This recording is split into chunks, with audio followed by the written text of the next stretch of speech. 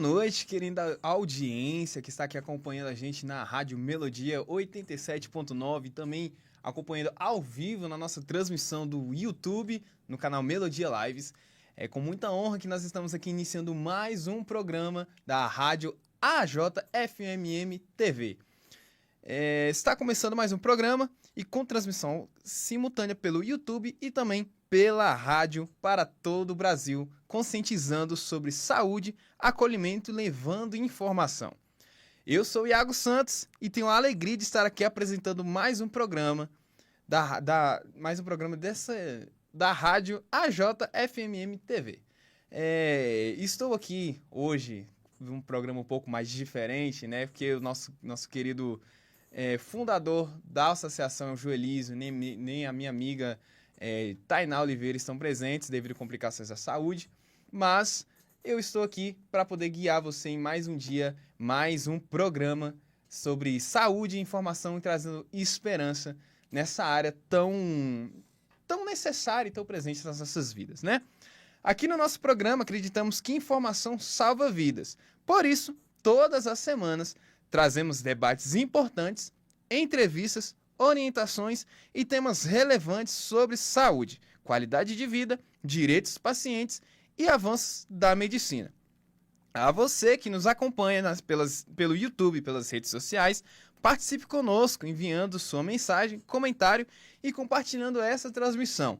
Nosso canal no WhatsApp, segue aqui o telefone, é 77988588888, para você poder ouvir mais uma vez e poder anotar, 77988588888, sem segredo nenhum.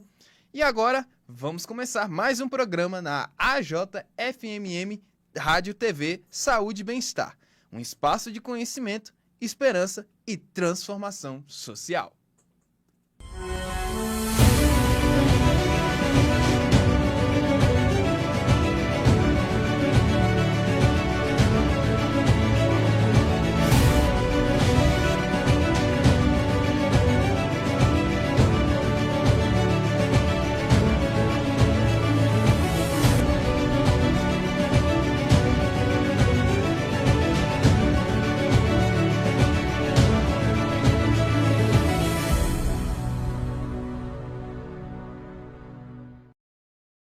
Estamos de volta e para a gente começar esse programa, em tempos de redes sociais e informações instantâneas, nunca foi tão fácil compartilhar conteúdo.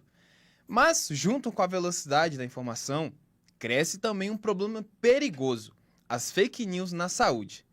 Todos os dias, milhares de pessoas recebem mensagens prometendo curas milagrosas, tratamentos sem comprovação científica e orientações médicas falsas.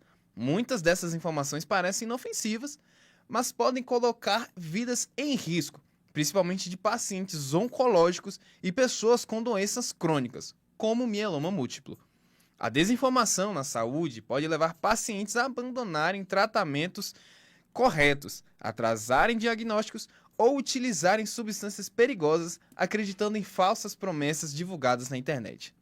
Uma das fake news mais comuns envolve supostas curas naturais para o câncer. Chás, suplementos, dietas radicais e caseiras são frequentemente apresentados como alternativas secretas à medicina tradicional. Especialistas alertam que não existe cura milagrosa. O tratamento do câncer deve ser acompanhado por médicos especializados com base em evidências científicas e protocolos seguros. Além disso, muitos conteúdos utilizam depoimentos emocionais, imagens manipuladas e linguagem alarmista para convencer pacientes fragilizados emocionalmente. Alguns sinais devem servir de alerta, como promessas de cura rápida ou garantida, frases como "os médicos não querem que você saiba disso", falta de fontes confiáveis, informações sem respaldo científico, compartilhamento em massa por aplicativos de mensagem, como por exemplo o Facebook, o WhatsApp, aquelas informações que a gente recebe de uma hora para outra, prometendo algo milagroso, como por exemplo, tome esse chá durante 7 dias e você verá a diferença no seu tratamento do seu câncer, com informações totalmente infundadas e duvidosas. o uso do medo para convencer as pessoas. Antes de acreditar ou compartilhar qualquer conteúdo, é fundamental verificar se a informação vem de instituições sérias, sociedades médicas, hospitais reconhecidos ou profissionais habilitados. A desinformação não afeta apenas o paciente. Ela também gera medo, ansiedade e insegurança em familiares e cuidadores. Muitos pacientes acabam pressionados por informações recebidas de amigos, redes sociais ou grupos de mensagens, dificultando a adesão correta ao tratamento. No caso do mieloma múltiplo, por exemplo, o acompanhamento contínuo e o tratamento adequado são essenciais para aumentar a qualidade de vida e melhorar os resultados clínicos. Combater a fake news é uma responsabilidade coletiva. Profissionais da saúde, jornalistas, associações de pacientes e veículos de comunicação têm papel fundamental na divulgação de conteúdo sério, humanizado e baseado na ciência. A AJFMM atua justamente nesse propósito, a orientar, acolher e levar informações seguras aos pacientes e familiares de todo o Brasil. Informações salvam vidas. Compartilhar conteúdo responsável é também uma forma de cuidado. Vamos acompanhar um vídeo institucional que traz orientações sobre a fake news na saúde. Você já recebeu aquela mensagem alarmante no grupo da família dizendo que um remédio caseiro pode curar uma doença grave? Ou viu uma publicação viral prometendo resultados milagrosos em pouco tempo? Essas são as famosas fake news, as notícias falsas. E na área da saúde, elas podem trazer sérios riscos. Informações falsas podem levar pessoas a abandonar tratamentos médicos confiáveis, a usar produtos perigosos ou acreditar em promessas sem fundamento. Além disso, as fake news dificultam o trabalho de médicos e profissionais de saúde, que precisam gastar mais tempo, corrigir mitos e reconquistar a confiança de pacientes. Mas como podemos identificar essas notícias falsas e nos proteger? Primeiro, desconfie de conteúdos alarmistas. Títulos como "Você não vai acreditar" ou "Médicos não querem que você saiba disso" geralmente são tentativas de chamar atenção e desvalorizar a medicina. Verifique as informações que receber. Pergunte-se: quem publicou essa informação? Ela vem de uma fonte confiável, como sites oficiais de órgãos de saúde pública? Se a informação cita fontes, elas realmente existem? Consulte especialistas. Quando em dúvida, procure um médico ou profissional de saúde qualificado. Eles podem ajudar a esclarecer o que é verdade e o que é mito. Não compartilhe sem antes verificar. Ao repassar uma notícia falsa, você pode confundir, prejudicar políticas públicas e até colocar a população em risco. Ao combatermos as fake news, ajudamos a proteger a saúde pública e garantir que as pessoas tenham acesso a informações corretas e seguras, para que possam cuidar de sua saúde da melhor maneira possível. Faça parte dessa mudança. Informe-se, questione e compartilhe apenas o que for verdade.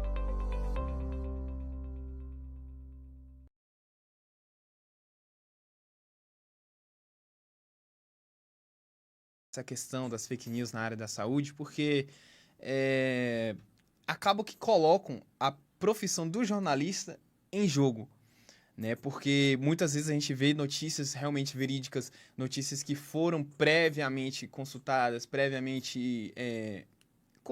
né? Enfim, checadas, né? Essa é a melhor palavra que eu gostaria de usar, e por canais oficiais, e infelizmente as pessoas acabam por não dar crédito a esse tipo de informação que é realmente pautada na verdade, devido a essas informações falsas que são compartilhadas sem a checagem da informação, se ela realmente é verídica, né, antes da apuração.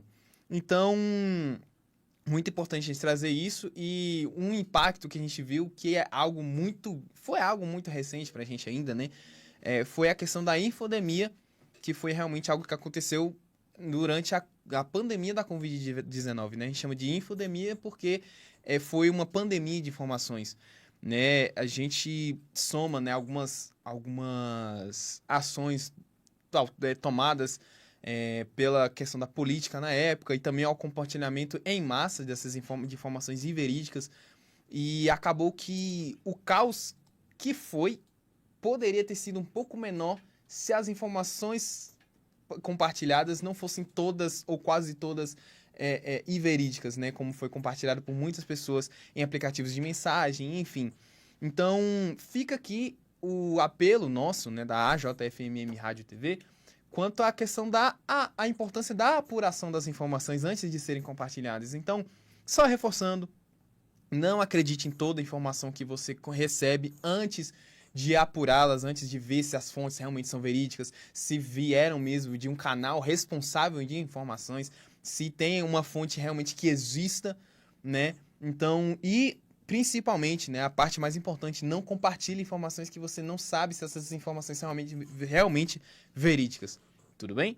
Então, seguindo adiante no nosso programa, eu quero te convidar a acompanhar conjuntamente comigo e você vai entender como a música pode auxiliar no alívio da ansiedade, do estresse e da dor e contribuir para mais qualidade de vida e bem-estar.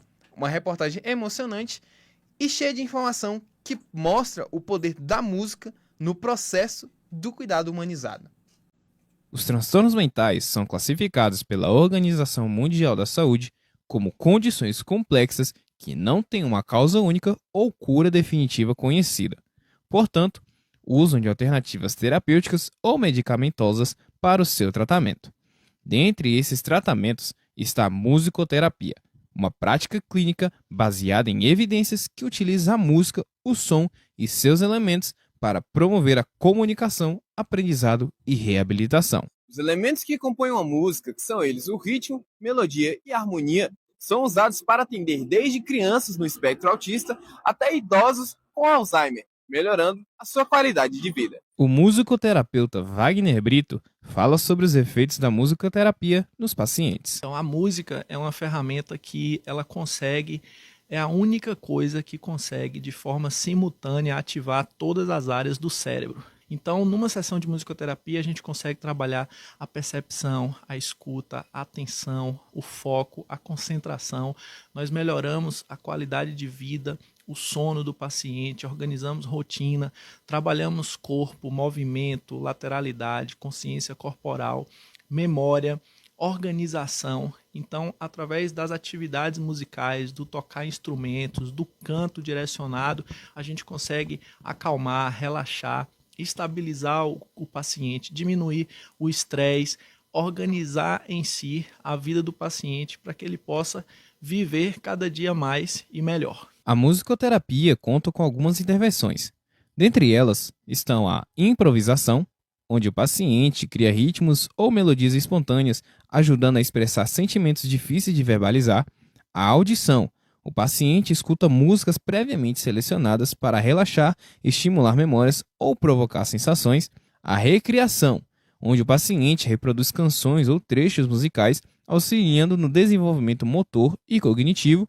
E também a composição, no qual o paciente e o terapeuta criam uma nova música juntos para registrar momentos ou trabalhar emoções. A gente recebe o paciente para uma primeira avaliação inicial, uma consulta de anamnese, onde a gente identifica o diagnóstico, quais são as queixas e as demandas que o paciente traz. A partir daí, a gente elabora um PTS, que é o plano terapêutico do paciente, e traçamos os objetivos terapêuticos que serão abordados durante as sessões. As sessões acontecem e nós utilizamos a música como recurso terapêutico.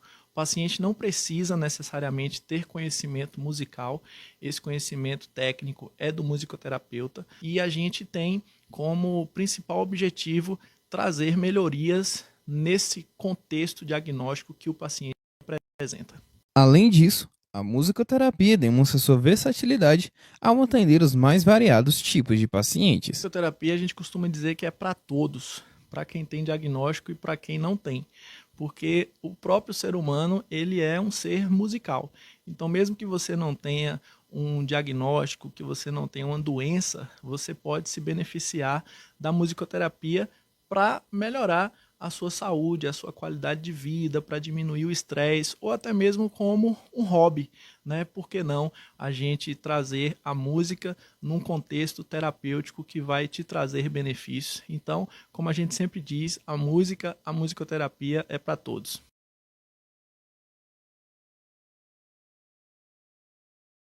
E muito interessante a gente saber mais sobre essa alternativa terapêutica, né, que envolve a música e a gente sabe, né, que a música ela tem vários efeitos no nosso corpo, né, como o próprio Dr. Wagner disse, a gente estava conversando ontem, o próprio ser humano é um ser humano musical, é um ser musical, né, e a música ela tem o poder de provocar sensações nos seres humanos, né, então os acordes, as notas, enfim, o ritmo ele vai causando sensações na gente e ele pode causar desde uma agitação, um estímulo auditivo, visual, enfim, até mesmo relaxamento, né? Porque, como bem pontuado pelo Dr. Wagner, a música, ela tem o poder de ativar todas as áreas do nosso cérebro, né? Então, muito legal e fica aí o convite para toda a nossa audiência, desde a rádio, aqueles que estão nos acompanhando no YouTube,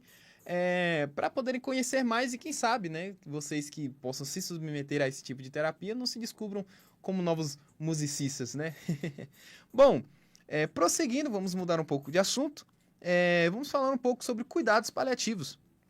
Né? Quando se fala em cuidados paliativos, muitas pessoas ainda associam o tema apenas aos momentos finais da vida, mas essa é uma das maiores desinformações na área da saúde.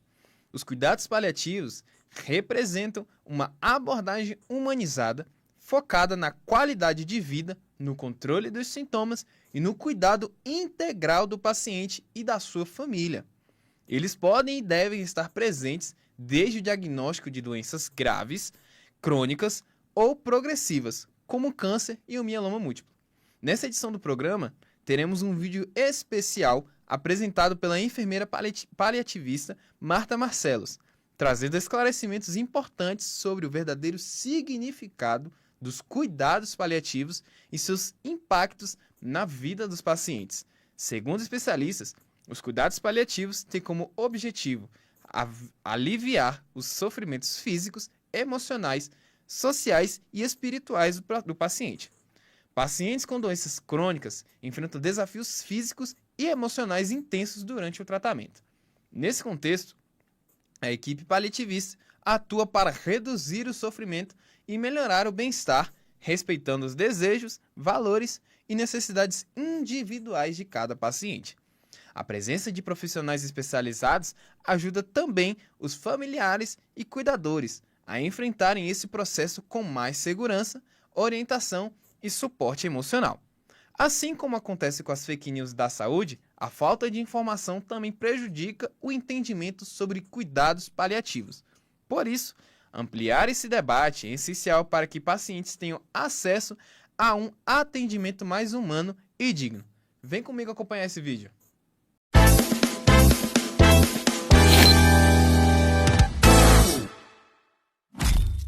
Meu nome é Marta Marcelos, eu sou enfermeira paliativista e vim falar um pouco com vocês sobre o que são cuidados paliativos e qual a importância dos cuidados paliativos na assistência a pacientes oncológicos. Os cuidados paliativos são uma abordagem voltada a pacientes com diagnósticos de doenças graves e doenças ameaçadoras da vida, que têm uma grande carga de sofrimento. É uma abordagem voltada para os pacientes e para as suas famílias, com o intuito de promover qualidade de vida, conforto e alívio de sofrimento em vários aspectos. Não só sofrimento físico, mas sofrimento psicológico, social e espiritual. Porque o olhar do cuidado paliativo para o paciente, né, e para o familiar do paciente é um olhar amplo. Para o cuidado paliativo, a abordagem, a assistência, ela precisa enxergar o indivíduo como um todo, como de fato ele é.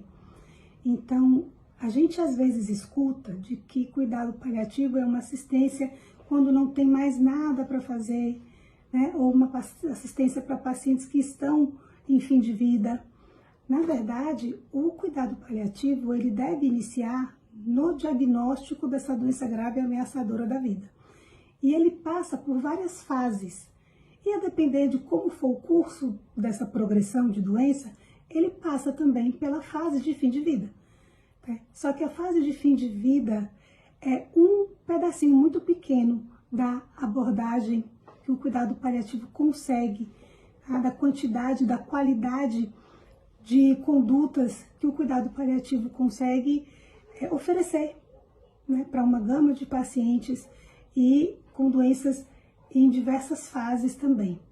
E diferente do que se pensa, a gente não precisa escolher, né? O paciente agora vai ser cuidado pelo cuidado paliativo, vai ser agora acompanhado pela oncologia. Não, isso é uma coisa que não precisa acontecer. O que de fato deveria acontecer são os cuidados paliativos andar junto com a especialidade de tratamento, nesse caso seria a oncologia. Porque o oncologista ele vai olhar para o tratamento, para a doença. O paliativista vai olhar para o indivíduo, para o sofrimento, para o que é importante para ele, para que toda a assistência, tanto da parte oncológica como da parte de cuidados paliativos, ela consiga trazer para esse paciente proporcionalidade. O que é isso?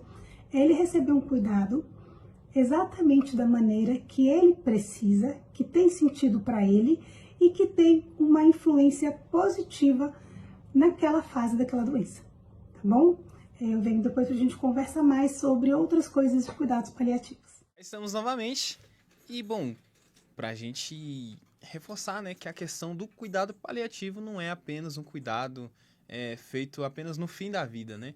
É muito importante a gente saber que ele também busca trazer melhor qualidade de vida nesse processo, né, tão complicado, que é ao você descobrir o diagnóstico de uma doença crônica ou até mesmo um câncer. E você precisa estar bem melhor alinhado consigo mesmo, né? Você precisa estar bem alinhado, o paciente, melhor dizendo, precisa estar bem alinhado consigo mesmo, suas questões emocionais, físicas, espirituais e até mesmo suas questões familiares, né? Então, quero deixar um espaço para agradecer a nossa querida colunista Marta Marcelos pela sua contribuição aqui. E prosseguindo, né? Vamos ter aqui no programa de hoje um momento especial, muito especial, com a nossa colunista Kids, né? A Isabelle Fraga.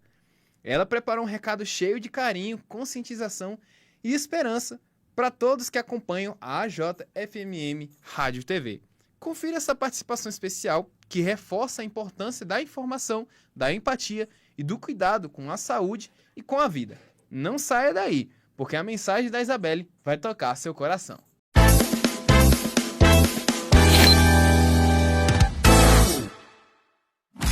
Oi, eu sou Isabelle Fraga da JFMM Kids e hoje eu quero conversar com você, adulto.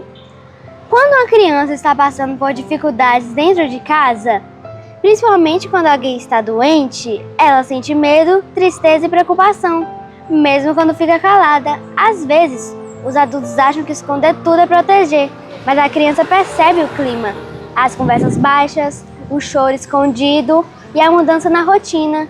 Por isso, conversem com a gente com carinho e sinceridade. Não precisamos saber de tudo, mas precisamos nos sentir seguros, amados e incluídos. Escutem nossas perguntas. Tenham paciência com nossos sentimentos. Nem sempre conseguimos explicar o que estamos sentindo.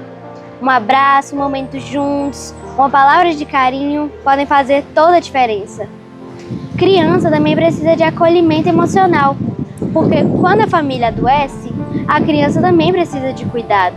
E nunca se esqueçam, criança não precisa ser forte o tempo todo, precisa ser amada o tempo todo. A Isabelle, né, nossa querida colunista Kids aqui, né? E muito importante essa mensagem, porque quando a gente cresce, a gente acaba atingindo a idade adulta, a gente acaba, de certa forma, ignorando um pouco essa parte das crianças, né? E ainda mais em situações como ao receber um diagnóstico, um laudo, né, de uma doença assim, a gente acaba que mascara toda essa situação para as crianças e acaba que essas crianças percebem, né? A gente precisa também entender que elas também conseguem perceber as mudanças no ambiente, né? Como bem dito pela Isabelle. Elas conseguem reparar nas conversas baixas ou no clima todo da casa. E eu costumo dizer que quando um membro da família recebe um diagnóstico, é como se toda a família recebesse. Então, todo o clima da casa muda, toda a situação, toda a rotina é alterada. E é necessário ter esse tipo de transparência também com as crianças, né? Porque não tem como a gente esconder algo tão importante como isso das crianças que são dotadas de uma curiosidade imensa, né? Elas estão nesse processo de conhecer o mundo, então sua curiosidade é imensa e a gente precisa ser transparente com elas, né? Muito obrigado, Isabelle, pela sua contribuição aqui no nosso programa. E prosseguindo aqui, aqui na AJFMM Rádio TV Saúde e Bem-Estar, teremos um recado muito importante com a nossa colunista doutora Janaína Guilherme, advogada da saúde, trazendo orientações e esclarecimentos, melhor dizendo, fundamentais sobre os direitos dos pacientes, acesso ao tratamento e aos desafios enfrentados diariamente por quem precisa da assistência em saúde no Brasil. Uma participação especial preparada com muito compromisso, informação e acolhimento para você, paciente, familiar e cuidador. Não saia daí, porque a mensagem da Janaína pode fazer a diferença na vida de muitas pessoas.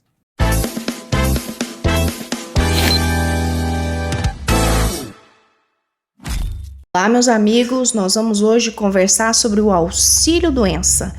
O auxílio-doença, ele não é mais chamado de auxílio-doença para início de conversa, é chamado de auxílio por incapacidade temporária.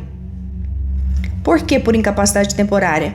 Eu me machuquei o meu ombro e não consigo trabalhar neste momento, mas não é nada definitivo, não é nada que vá retirar a minha capacidade laboral.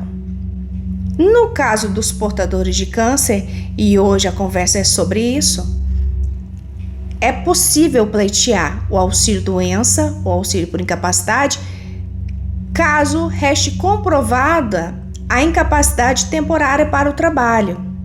A pessoa tem que estar há pelo menos 15 dias sem conseguir trabalhar. Ela vai pleitear esse auxílio junto ao INSS, no caso do trabalhador da rede privada.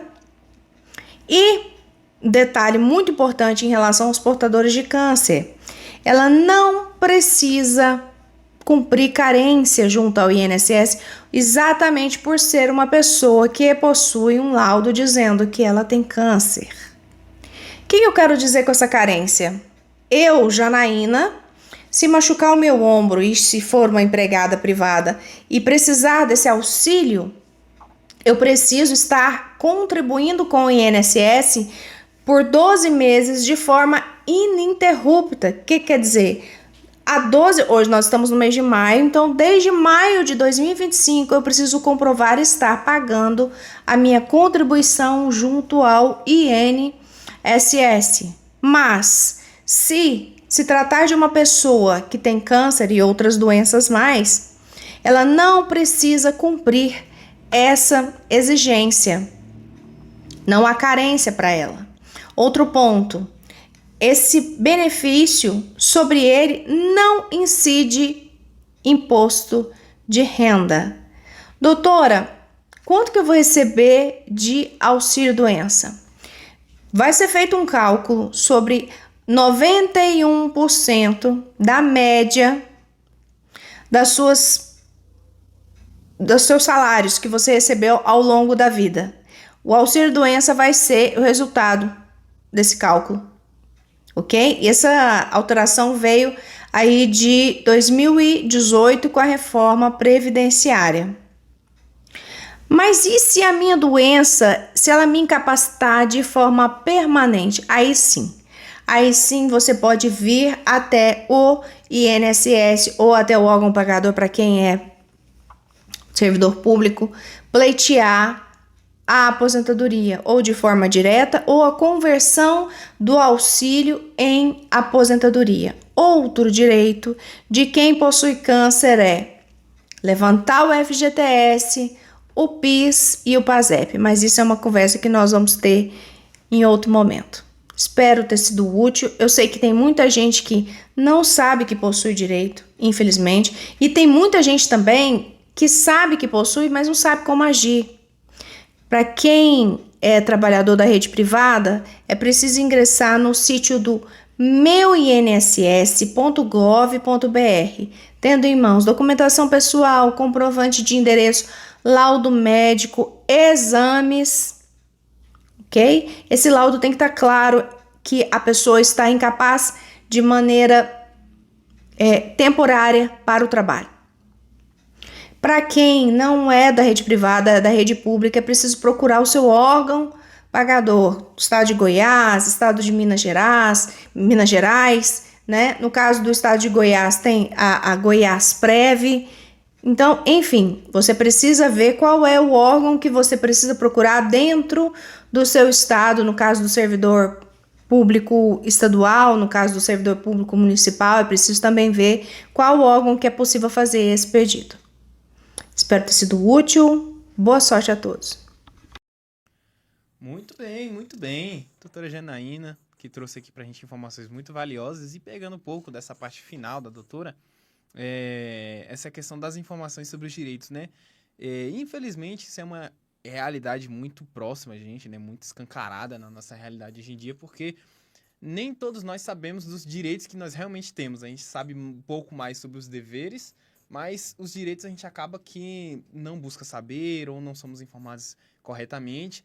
E esse é o nosso trabalho aqui na JFMM Rádio e TV, que é justamente trazer essas informações pertinentes a você paciente, você familiar, você acompanhante, enfim, cuidador, enfim, você estar dotado dessas informações pertinentes para que você não possa mais ser lesado de alguma forma ou não correr atrás dos seus direitos que você tem, né?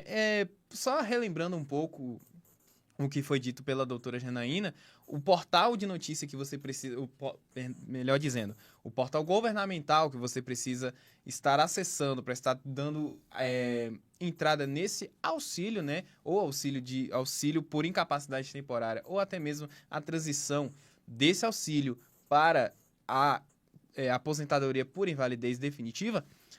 Só falando novamente, né? O portal é meuinss.gov.br. Repetindo, meuinss.gov.br. Lá você precisa estar dotado com seus documentos, laudos e todos que forem necessários para que você possa estar dando essa entrada. Tudo bem? Vamos lá, prosseguindo.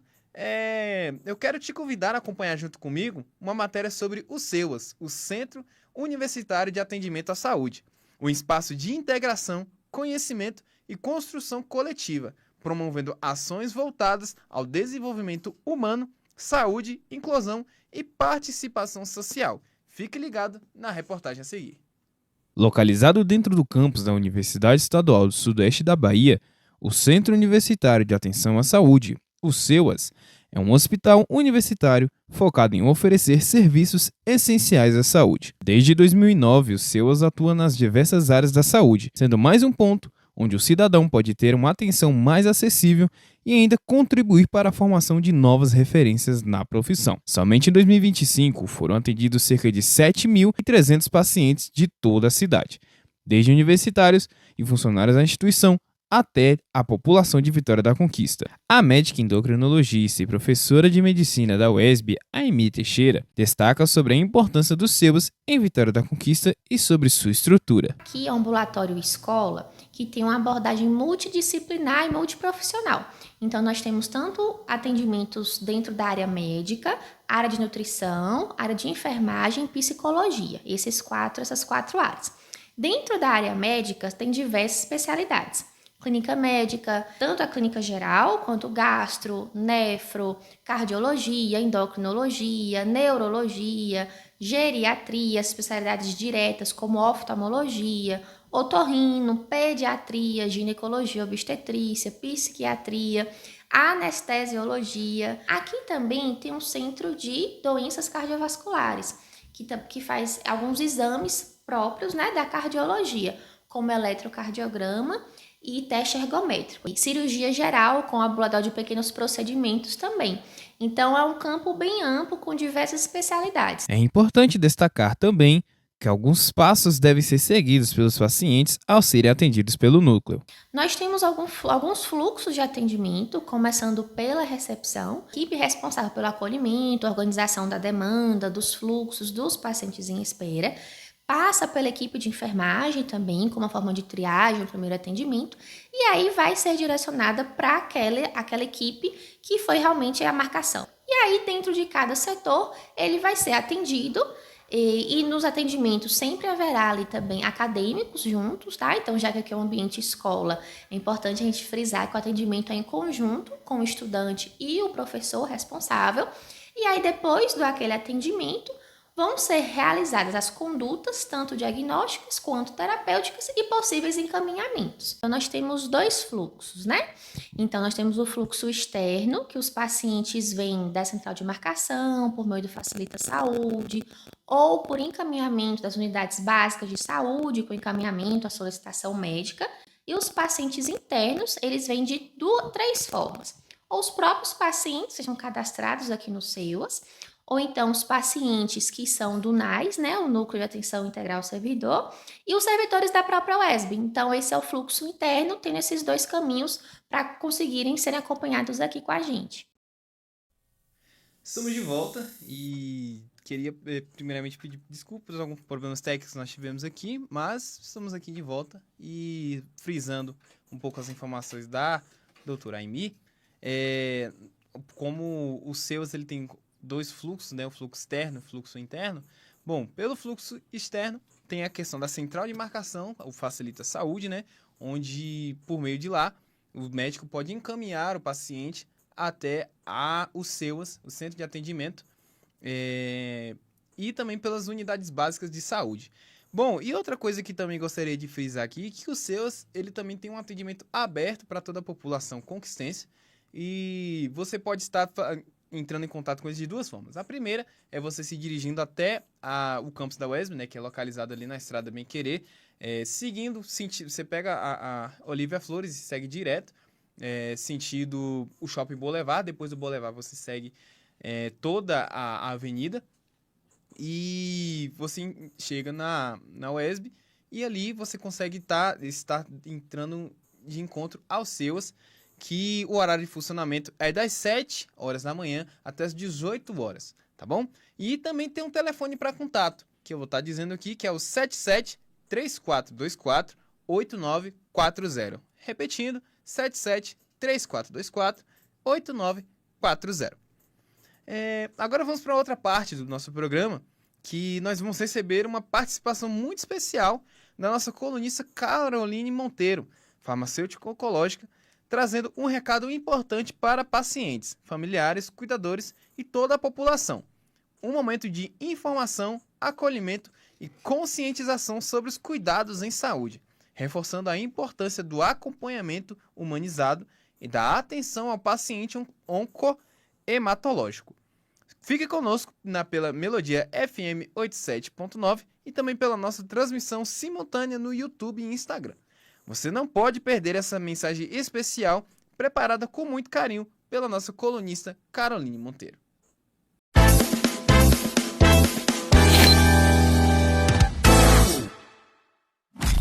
Como se preparar para o primeiro dia de quimioterapia? Vamos lá com orientações da Pharma para você. Isso aqui vai te ajudar a passar pelo seu tratamento de forma muito mais tranquila. E principalmente porque o primeiro dia da quimioterapia é sempre aquele momento de muita tensão para os pacientes.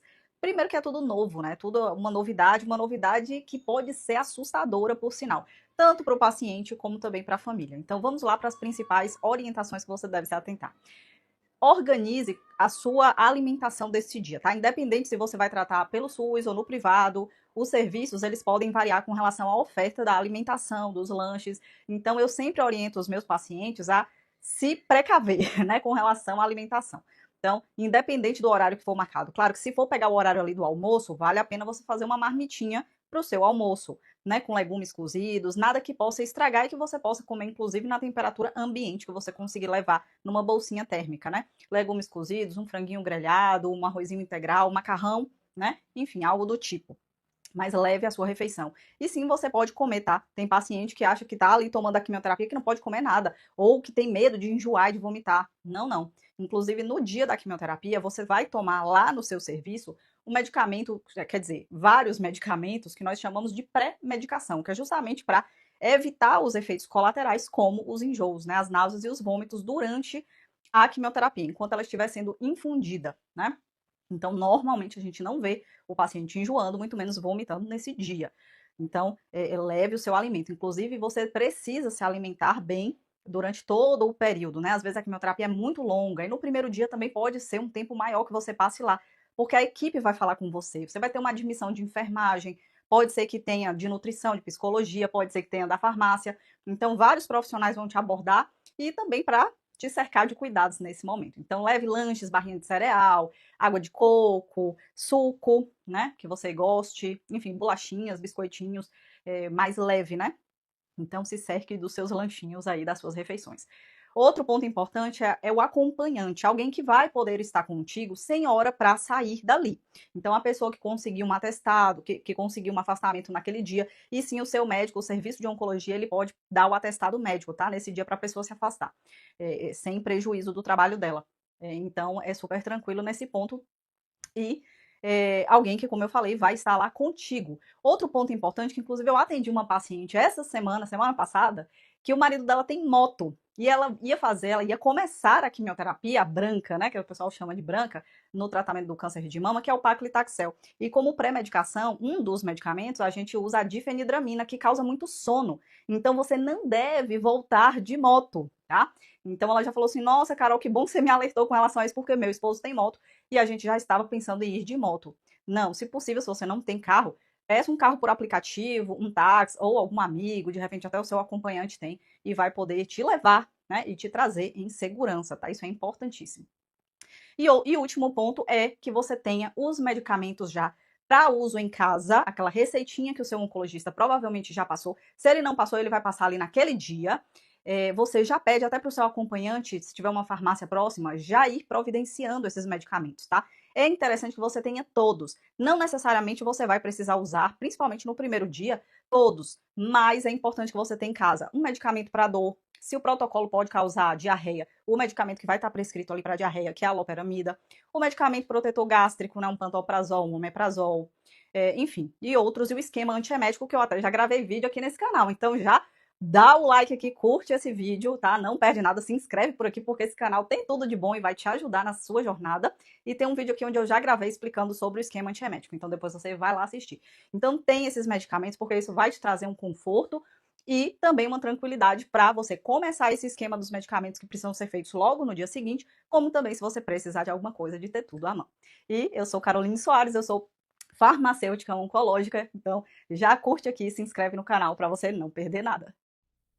Muito bem, estamos de volta e como bem disse a nossa querida farmacêutica oncológica Caroline Monteiro, nós temos aqui realmente, ela já falou um pouco mais sobre os medicamentos, falou um pouco mais detalhadamente sobre os medicamentos e você pode estar encontrando esse vídeo onde ela acabou citando lá no canal da Associação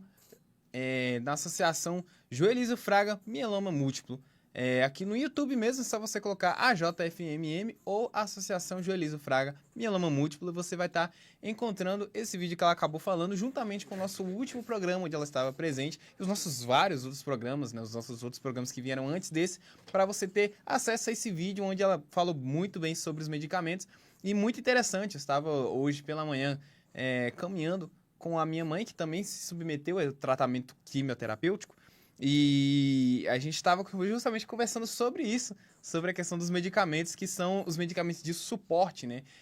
Não necessariamente os medicamentos que são administrados na quimioterapia em si, mas os de suporte, que eles são muito importantes para aliviar um pouco os efeitos colaterais da quimioterapia, que são muitos, né? Como enjoos, ou mal-estar, náuseas, mas importante frisar que esses, como bem disse a nossa farmacêutica, eles são efeitos que vêm depois e não durante a quimioterapia, tá bom? Então, não se preocupe no durante, e o após também não precisa se preocupar, pois o seu médico, o seu farmacêutico oncológico já deve ter te passado uma receita de alguns medicamentos a serem tomados e também sobre alguns cuidados que você precisa tomar para fazer com que esse processo de tratamento não seja muito mais difícil, tá bom? Aliviando nem que seja consideravelmente os efeitos colaterais do tratamento.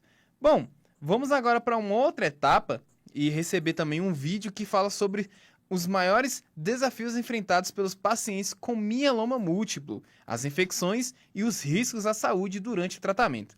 Quem traz, importantes esclarecimentos é o hematologista Dr. José Alfreu, abordando prevenções, sinais de alerta, imunidade baixa e os cuidados essenciais para proteger a vida dos pacientes. Vem com a gente e acompanhe essa importante dica.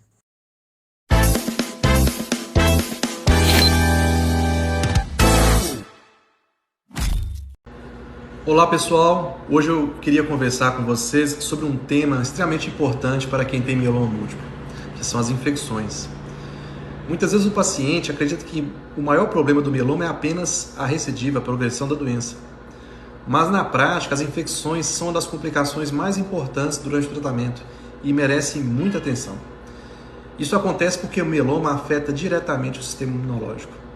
Além disso, vários tratamentos que nós usamos, como quimioterapia, corticoide, anticorpos monoclonais, podem reduzir temporariamente as defesas do organismo. Então a primeira mensagem que eu gostaria de deixar aqui é: febre nunca deve ser ignorada em pacientes com mieloma múltiplo. Mesmo febre baixa, calafrios, tosse, falta de ar, ardência ao urinar ou qualquer sinal de infecção devem ser comunicados rapidamente à equipe médica. Em muitos casos, pode-se evitar complicações graves e até internação. Outra coisa importante, muitos pacientes acreditam que só devem procurar quando os leucócitos estão baixos. Mas no mieloma múltiplo, isso nem sempre é verdade. Mesmo em exames aparentemente razoáveis, o paciente pode ter uma imunidade menos eficiente por causa da própria doença e da redução dos anticorpos normais. Hoje, inclusive, alguns tratamentos extremamente eficazes com anticorpos bioespecíficos podem aumentar bastante o risco de infecções, porque provocam uma queda importante das imunoglobulinas. E por isso, alguns pacientes precisam receber imunoglobulina intravenosa periodicamente para ajudar na proteção contra infecções. A vacinação também é fundamental. Vacinas contra gripe, pneumonia, Covid podem reduzir bastante o risco de complicações. Mas é importante lembrar o seguinte: pacientes hematológicos devem sempre conversar com o hematologista antes de tomar qualquer vacina, porque existem situações específicas para cada caso. Além disso, pequenas atitudes do dia a dia fazem toda a diferença, como higiene frequente das mãos, evitar contato próximo com pessoas doentes, cuidado com alimentos crus, atenção com a saúde bucal, procurar um atendimento médico imediatamente em caso de suspeita de qualquer infecção. E tem um ponto muito importante: não é porque o paciente está em remissão que ele deve relaxar completamente os cuidados. Muitas vezes a doença está controlada, mas a imunidade ainda continua fragilizada por um período prolongado, principalmente naqueles pacientes que fazem transplante de medula óssea. E a boa notícia é que hoje nós conhecemos muito melhor essas complicações, temos estratégias cada vez mais eficazes para prevenção e tratamento das infecções. E então a principal mensagem que eu gostaria de deixar aqui: infecção em pacientes com mieloma precisa ser levada a sério, mas informação, prevenção e acompanhamento adequado fazem toda a diferença. Um grande abraço para todos vocês. Muito bem, estamos aqui novamente. E muito importante a gente falar um pouco sobre esses cuidados, né, com o tratamento com o mieloma múltiplo, né, que também podem ser aplicados em outros tratamentos oncológicos. E muito interessante o que foi apontado pelo Dr. José Alfreu no final sobre a questão das informações. Como a gente vem falando sobre todo esse programa, né, sobre a questão da informação, quão importante é trazer informações verídicas, né, para os tratamentos de diversas doenças crônicas, oncológicas, e enfim. E muito importante a gente também entender sobre a questão da remissão, que nós comemoramos, sim, é um motivo para que nós possamos comemorar, sim, mas importante também não relaxar nos cuidados, pois ao relaxar nos cuidados durante a remissão podem agregar para que uma infecção possa voltar, possa estar retornando, e muitas dessas vezes a infecção pode vir ainda pior do que quando antes da doença entrar em remissão. Tudo bem? Então, é importante se atentar a essas dicas.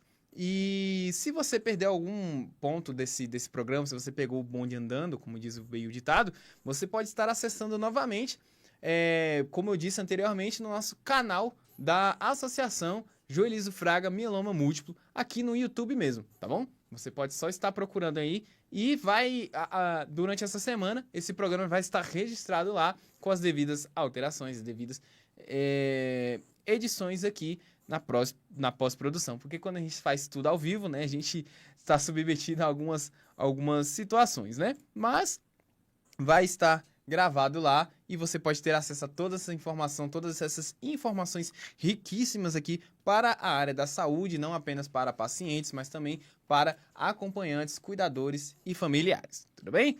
E assim, nós chegamos ao final de mais uma edição da AJFMM Rádio TV Saúde e Bem-Estar. Quero agradecer imensamente a sua companhia, audiência e participação em mais esse momento de informação, conscientização e acolhimento. Cada programa, reforçamos o nosso compromisso de levar conteúdo sério, humano e transformador para pacientes, familiares e cuidadores de toda a sociedade. Agradecemos também a Melodia FM 87.9 pela parceria e a todos que acompanharam nossa transmissão simultânea pelo YouTube e pelas redes sociais. Quero agradecer também pelos cuidados técnicos, nosso querido Agape Reis, pela sua toda a maestria, porque nós sabemos que sem os cuidados técnicos nada disso poderia estar acontecendo. Agradecer também a nossa querida Victoria, que estava registrando todo esse programa aqui. Você vai poder ter acesso aos melhores momentos lá no Instagram da associação e também no Instagram do fundador da Associação Joelizo Fraga. Continue acompanhando as ações da AJFMM, compartilhando informações de qualidade e fortalecendo essa corrente de conscientização sobre mieloma múltiplo e a saúde em geral. Eu sou Iago Santos e foi uma honra estar aqui com vocês em mais um encontro. Fique com Deus, cuide da saúde, valorizem a vida e até o nosso próximo programa.